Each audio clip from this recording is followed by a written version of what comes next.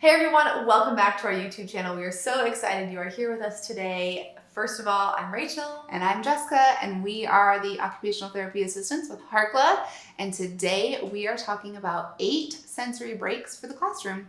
Why is it important to recognize that our kiddos in the schools need sensory breaks? We're going to talk about that, and we're also going to give you some tangible tips and activities that you can do with your students. So a sensory break is essentially a movement break. And studies have shown that movement does increase learning. And so the more we can give our children in the schools movement sensory breaks, the better they're going to be able to learn.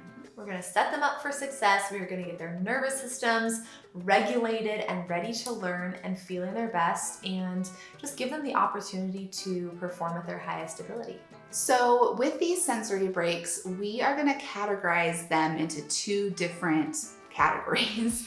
And the first one is calming sensory breaks. And these are activities that are more proprioceptive based and help the children feel calm and regulated. And these are the sensory breaks you're going to want to do after a transition, especially after recess, if your child's in recess, or after like a classroom change, a class change. Anything that is transitional, you're going to use these calming sensory breaks afterwards. On the flip side, we have those alerting sensory breaks or those alerting activities, which really help to meet the child's threshold. So if a child is seeking this input, they're moving and they're grooving and jumping and running, and are trying to get more input, we have to make sure that we're offering that input to them. And sometimes we might need an alerting sensory break after the child has been sitting for some time. So after a 30 or 40-minute lesson in the classroom, a 5-minute movement sensory break can be really good to kind of wake the brain and the body back up before doing the next thing. One point we want to make sure that we get across is that sensory breaks are designed for the entire classroom, and they should be used for the entire class if possible, right? Because we all thrive with movement, and we want all of our kiddos to feel included, whether these kiddos struggle with sensory processing or not. And you can oftentimes tailor these sensory breaks to maybe 1 or 2 of their unique sensory needs. Also, before challenging activities can be a great time to add in a quick sensory break. And this is really great for those kiddos who maybe really struggle with certain things. So maybe you have one student who really struggles with reading. Doing a sensory break before and after that reading task can really help them get the most out of that challenging activity.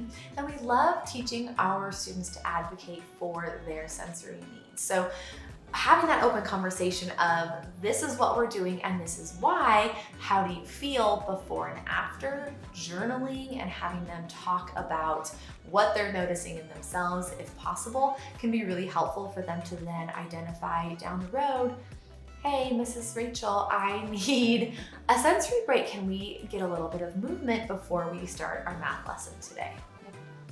Let's jump into our 8 sensory breaks. The first one is the oral motor system, the gustatory system, and we are going to be trying out gum if possible, or some sort of chewy tool if possible as well. I know in today's day and age, it is a little bit more challenging to incorporate these things, but that oral motor input kind of mixed with proprioception can be really calming and help the child focus during activities. Number 2, we're going to do an olfactory sensory activity, and olfactory is our sense of smell, and different smells can be calming or alerting, right? So you think about lavender is typically more of a calming scent, while peppermint is more of an alerting scent. And I know that we know that some schools, just based on rules and all that kind of stuff, you can't really incorporate a lot of scented activities, but if you can use scented markers or scented stickers during different class activities, maybe during art, then that can provide some olfactory input that could be either alerting or calming depending on the situation. Also adding maybe some really smelly makes it sound bad, but just strongly scented items. Food items during like a snack time if you're able to, something like an orange that the child is peeling in class during snack time can provide that olfactory sense as well. The next one is the visual system, and one of our favorite tools is a visual calm down bottle. Now these are things that you can make with your students, or these are things that you can have available for your students to use, but just visually calming input in a bottle, like Orbeez and oil and some food coloring, some water, maybe some treasures thrown into the bottle as well, and they can shake it and spin it and watch the glitter move around, and it's very calming and mesmerizing for a lot of students. We do recommend duct taping the top of these bottles so they're less likely to spill. But you can also use like rice or beans in a jar, maybe put some hidden objects in there as well, and it's almost like a visual seek and find that they can do for a couple minutes as a sensory break. Number 4, we are going to address the tactile system, and we love vibration for addressing the tactile system. So something like a vibrating stuffed animal or vibrating Homedics ball. There's other brands as well, but we love Homedics. And having these as an option in the classroom for a sensory break so the child can get that vibration to their arms or their legs, or maybe they want to hug and squeeze the vibrating stuffed animal, and that can be very calming to the nervous system. The next one is the auditory system, and we love a good metronome activity. So find a YouTube channel, type in 60 beats per minute for a metronome, turn it on and start clapping with every beat. And then maybe add a little bit of a challenge where they have to follow your pattern and they're clapping and tapping and clapping and tapping. Or maybe they are following a visual chart that you have up on the screen and they're saying the letters with the beat of the metronome on the screen, like they're reading from left to right. There's a ton of multisensory processing activities that use a metronome, and we do have a little course on this. If you are looking for more ideas, we have 30 different activities, and we'll link that in the description below. But the metronome is a great auditory processing activity. Number 6 is the vestibular system, and this is one of our hidden senses. And just a really quick overview, the vestibular system is activated with head movement or head position changes. So swinging, jumping, spinning, rolling, all of those movement-based activities are the vestibular. And vestibular is typically alerting. So vestibular activities are great to incorporate when your students need to kind of wake up their brains and their bodies. And the activity that we love for this is the windmill. And do you want to describe it? I love the windmill, yes. You're really just doing, it kind of looks like a jumping jack, a modified jumping jack. You're gonna have your hands above your head and you're going to bend over and touch your right arm to your left toe. And you're gonna stand back up again and look up to the sky, tipping that head back. And then you're going to reach down and touch your left arm to your right toe. So you are again crossing midline, which is helpful for the brain.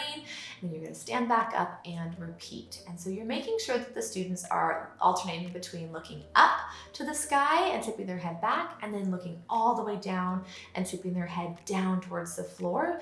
Because you can see a child might be sensitive or hesitant if they aren't really activating their neck muscles to tip their head back and look all the way down. They're just looking straight ahead at you while they're doing the windmill. So keep that in mind and really facilitate looking up and down and crossing midline during the windmill. We do want to caution you though that when you go in that upside down position, it can be very overstimulating for some people.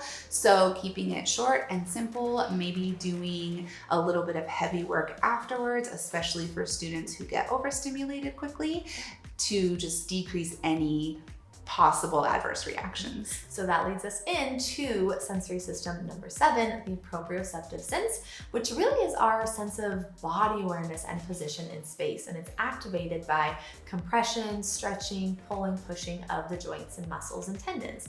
And this one is really our all-rounding sensory system. So we say, when in doubt, probe it out. It's very calming and organizing, and the activity that we're going to share is dots and squeezes to the hands and arms. So you're just going to squeeze those pressure points of the fingers and the hands and the forearms to help organize the body and provide that deep pressure input. And the nice thing about this activity is oftentimes kids can do it without anyone even noticing. It's very undercover, which is awesome. Yep, so this is a great one to teach your students to do while they're sitting at their desk. If they're feeling kind of antsy and they feel like they need a little bit of heavy work or deep pressure, they can easily do this one themselves at the desk. Number 8, our final sensory system and sensory break activity is going to be for the interoceptive system. And this is our internal sense where we are able to identify when we're hungry, thirsty, need to use the bathroom, regulating our temperature, even our emotions. And so the activity that we like for this one is just really simple, deep breathing. And deep breathing is a great way to teach your students to take deep breaths in and out to help them feel calm and regulated. Yeah, one way that we love to do and facilitate this deep breathing is just called 5-finger breathing. And so you are following your fingers up and down and breathing in and out with each finger. So that way you know that they should be getting at least 5 good deep breaths, which is a really good reset and helps a child learn, okay, I'm all right. I feel calm, this is my reset button. So it's very organizing to the nervous system as well. Okay, there are our 8 favorite sensory breaks for the classroom. We hope that you can incorporate these and others into the classroom setting, whether you're a teacher, educator, therapist, parent. If you are a parent or therapist, maybe you can chat with your students, your child's teacher, about trying some of these activities. We always say if you're talking to your teacher about your child's sensory needs to approach it from a team aspect, and you all want your child's best interest and them to be able to learn their best, so these sensory breaks can be helpful incorporating into the classroom. Now, you know that we are obsessed with the sensory system. Make sure that you are incorporating this sensory lifestyle into the entire classroom and just put those sensory goggles on so you are recognizing that when a child is doing this, they could be seeking or avoiding this type of sensory input. All right, we hope you learned something. We hope you got some new ideas. And if you have questions, you can drop them in the comment section below. And you can find us at Harkla_family as well as at All Things Sensory Podcast. And make sure you check out the podcast, the All Things Sensory Podcast, on all podcast platforms, iTunes, Spotify, Google Podcasts. We're on all of them. Definitely leave a review while you're there too, because we appreciate that and we love your feedback. And we appreciate all of you hanging out with us. Also, you can go to harkla.co and find all the resources that you probably will ever need. Whether you want to listen, read, shop, you can find everything at harkla.co. Tons and tons of fantastic blog posts for you to read. We do talk about a lot of the same information. It's just in a different platform because we want to reach everyone and be as inclusive as possible. All right, go check it all out.